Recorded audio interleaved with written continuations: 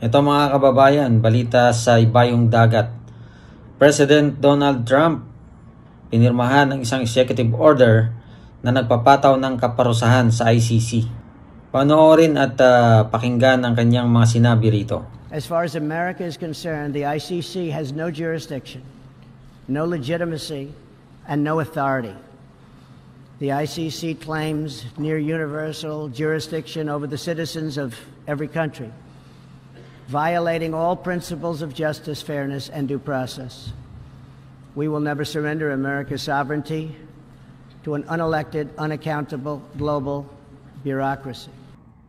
Kung maalala nyo si dating Senator Miriam Santiago, ang pagkakaalam kasi natin dyan ay member siya ng ICC. Meron siyang paliwanag dito, no?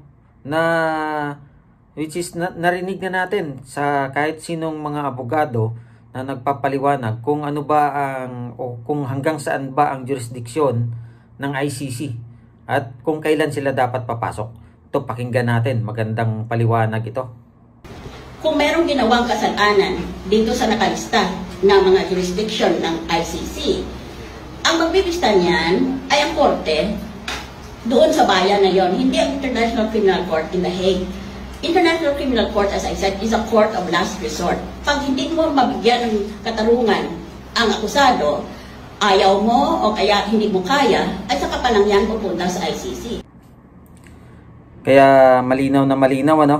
Ang paliwanag ni dating Senadora Miriam Santiago, no? Napakatalinong abogada ito si dating Senator Miriam Santiago. So kung ating himay-himayin, ang nangyari ngayon ay mukhang may bahid politika, no? Yan lang naman ay sarili nating opinion. Kaya mukhang kaduda-duda kumbaga. Kasi siyempre, ang nangyaring yan ay may kaakibat na halaga kumbaga, di ba? Yan po konting pagbahagi natin tungkol dito sa mga pangyayari na kinakasangkutan ng ICC, no? Lalong-lalo na dito sa pag-arrest kay dating President Rodrigo Roa Duterte. Maraming salamat muli sa inyong panonood sa aking maliit na channel. Pagpalain nawang bawat isa. God bless everyone.